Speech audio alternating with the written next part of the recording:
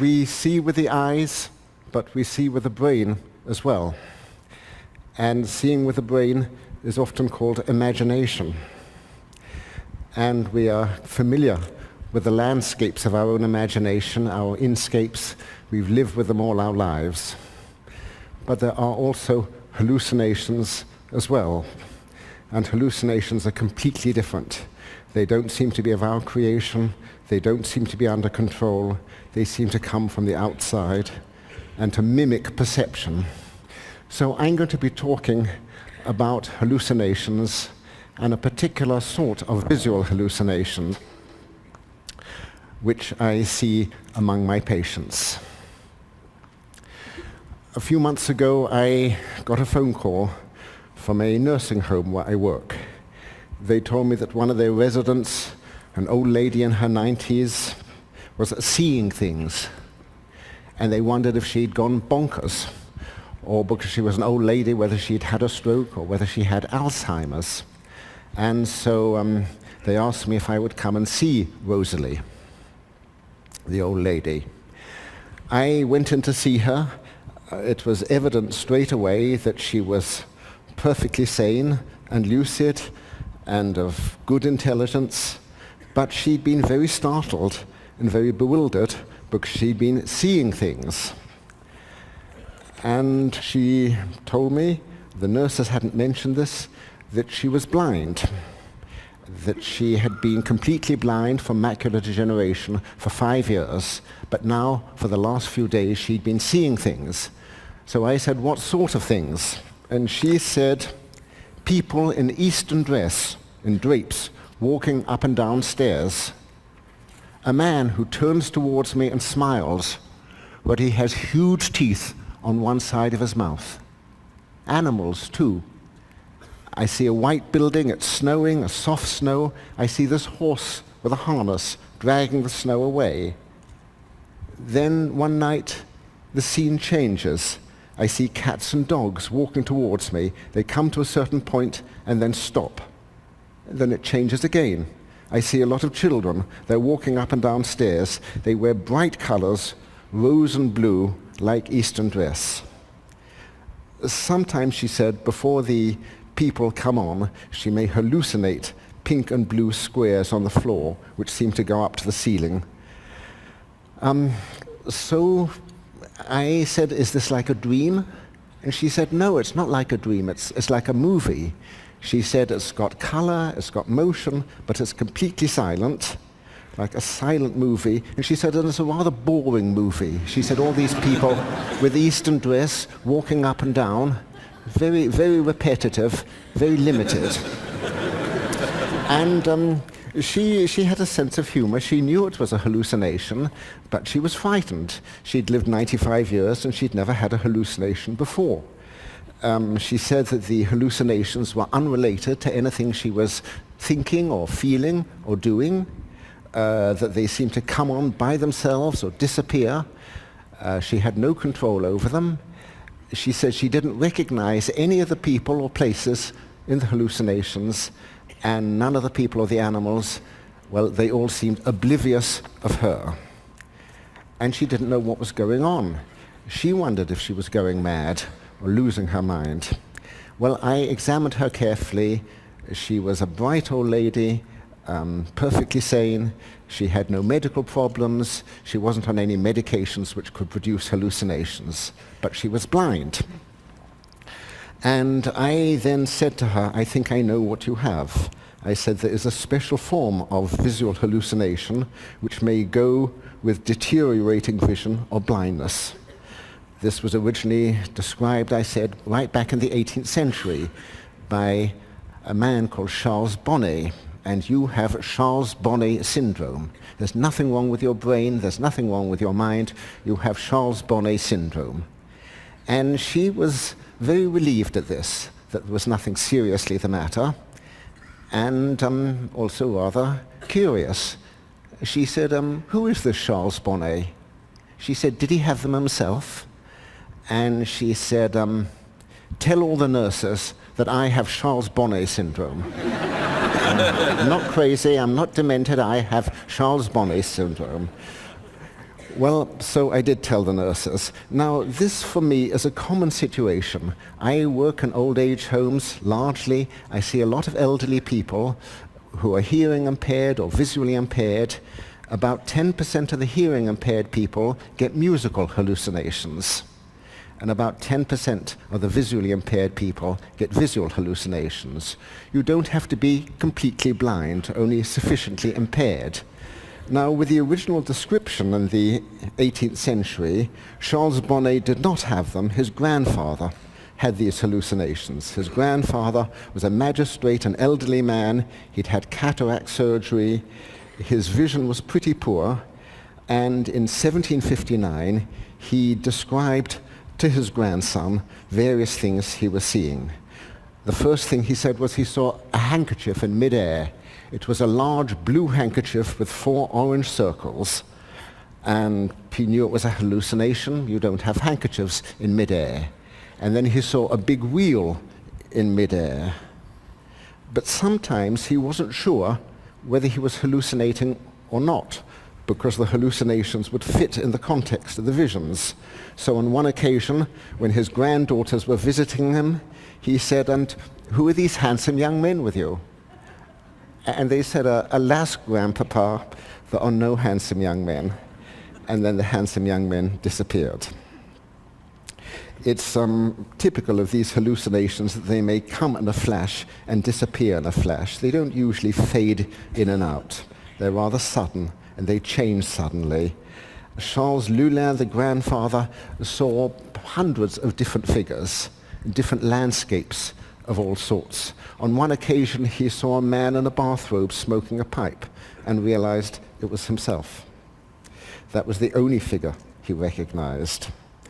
On one occasion, when he was walking the streets of Paris, he saw, this was real, a scaffolding, but when he got back home, he saw a miniature of the scaffolding 6 inches high on his study table. This repetition of perception is sometimes called palinopsia. Well, with him and with Rosalie, what seems to be going on, and Rosalie said what's going on, and I said that as you lose vision, as the visual parts of the brain are no longer getting any input, they become hyperactive and excitable, and they start to fire spontaneously, and you start to see things. The things you see can be very complicated indeed. With another patient of mine who also had some vision, the vision she had could be disturbing. On one occasion, she said she saw a man in a striped shirt in a restaurant, and he turned round, and then he divided into 6 figures in striped shirts who started walking towards her, and then the 6 figures came together like a concertina. Once, when she was driving, or rather her husband was driving, the road divided into 4, and she felt herself going simultaneously up 4 roads. She had very mobile hallucinations as well. A lot of them had to do with a car. Sometimes she would see a teenage boy sitting on the hood of the car. He was very tenacious, and he moved rather gracefully when the car turned. And then when they came to a stop, the boy would do a sudden vertical takeoff 100 foot in the air and then disappear. Another patient of mine had a different sort of hallucination. This was a woman who didn't have trouble with her eyes, but the visual parts of her brain, a little tumor in the occipital cortex. And above all, she would see cartoons. And these cartoons would be transparent and would cover half the visual field like a screen. And especially, she saw cartoons of Kermit the Frog.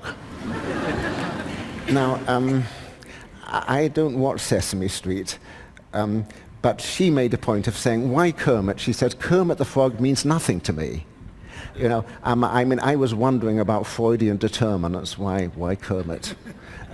Kermit the Frog means nothing to me. She didn't mind the cartoons too much, but what did disturb her was she got very persistent images or hallucinations of faces. And as with Rosalie, the faces were often deformed with very large teeth or very large eyes. And these frightened her. Well, what is going on with these people? As a physician, I have to try and define what's going on and to reassure people, especially to reassure them that they're not going insane. Something like 10%, as I said, of visually impaired people get these, but no more than 1% of the people acknowledge them because they're afraid they will be seen as insane or something. And if they do mention them to their own doctors, they may be misdiagnosed. In particular, the notion is that if you see things or hear things, you're going mad. But the psychotic hallucinations are quite different. Psychotic hallucinations, whether they're visual or vocal, they address you, they accuse you, they seduce you, they humiliate you, they jeer at you. You interact with them. There is none of this quality of being addressed with these Charles Bonnet hallucinations. There is a film. You're seeing a film which had nothing to do with you, or that's how people think about it. There's also a rare thing called temporal lobe epilepsy, and sometimes if one has this, one may feel oneself transported back to a time and place in the past. You're at a particular road junction, you smell chestnuts roasting, you hear the traffic, all the senses are involved, and you're waiting for your girl. And it's that Tuesday evening back in 1982. The temporal lobe hallucinations are all sense hallucinations, full of feeling, full of familiarity, located in space and time, coherent, dramatic. The Charles Bonnet ones are quite different. So in the Charles Bonnet hallucinations, you have all sorts of level, from the geometrical hallucinations, the pink and blue squares the woman had, up to quite elaborate hallucinations with figures and especially faces. Faces, and sometimes deformed faces, are the single commonest thing in these hallucinations. And one of the second commonest is cartoons. So what is going on? Fascinatingly, in the last few years, it's been possible to do functional brain imagery, to do fMRI on people as they are hallucinating. And in fact, to find that different parts of the visual brain are activated as they are hallucinating. When people have these simple geometrical hallucinations, the primary visual cortex is activated. This is the part of the brain which perceives edges and patterns. You don't form images with your primary visual cortex.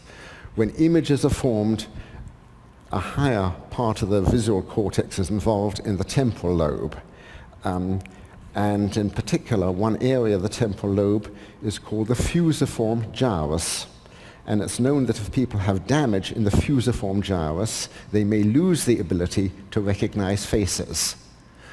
But if there's an abnormal activity in the fusiform gyrus, they may hallucinate faces. And this is exactly what you find in some of these people. There's an area in the anterior part of this gyrus where teeth and eyes are represented. And that part of the gyrus is activated when people get the deformed hallucinations. There is another part of the brain which is especially activated when one sees cartoons. It's activated when one recognizes cartoons, when one draws cartoons, and when one hallucinates them. It's very interesting that that should be specific. There are other parts of the brain which are specifically involved with the recognition and hallucination of buildings and landscapes. And around 1970, it was found that there were not only parts of the brain, but particular cells, face cells, were discovered around 1970. And now we know that there are hundreds of other sorts of cells, which can be very, very specific. So you may not only have car cells, you may have Aston Martin cells. I saw an Aston Martin this morning. I had to bring it in. and now it's in there somewhere.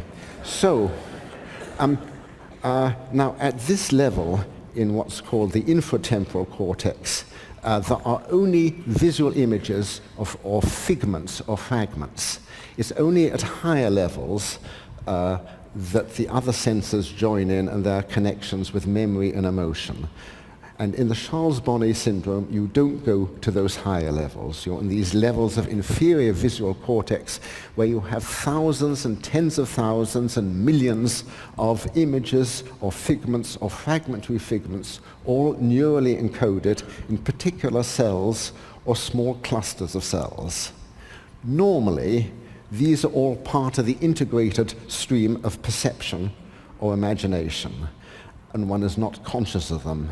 It is only if one is visually impaired or blind that the process is interrupted. And instead of getting normal perception, you are getting an anarchic, convulsive stimulation or release of all of these visual cells in the infratemporal cortex. So suddenly you see a face, suddenly you see a car, suddenly this, and suddenly that. The mind does its best to organize and to give some sort of coherence to this, but not terribly successfully. When these were first described, it was thought that they could be interpreted like dreams, but in fact people say, I don't recognize the people, I can't form any associations, Kermit means nothing to me. You don't get anywhere thinking of them as dreams. Well, I've more or less said what I wanted. I think I just want to recapitulate and say this is common. Think of the number of blind people. There must be hundreds of thousands of blind people who have these hallucinations but are too scared to mention them. So this sort of thing needs to be brought into notice for patients, for doctors, for the public. Finally, I think they are infinitely interesting and valuable for giving one some insight as to how the brain works. Charles Bonnet said 250 years ago, he wondered how, thinking of these hallucinations, how, as he put it, the theatre of the mind could be generated by the machinery of the brain. Now, 250 years later, I think we're beginning to glimpse how this is done. Thanks very much. That was superb. Thank you so much. Okay, thank you. You speak about these things with so much insight and empathy for your patients. I mean, have you yourself experienced any of the syndromes you write about? I was afraid you would ask that.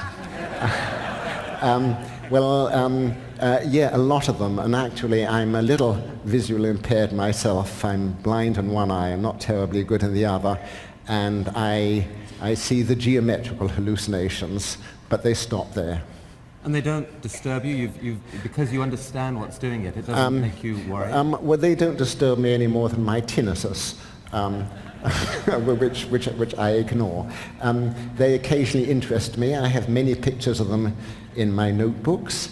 I've gone and had an fMRI myself to see how my visual cortex is ticking over. And when I see all these hexagons and complex things, which I also have in visual migraine, I wonder whether everyone sees things like this and whether things like cave art or ornamental art may have been derived from them a bit. That was an utterly, utterly fascinating talk. Thank you so much for sharing. Okay. Thank you. Thank you. Thank you.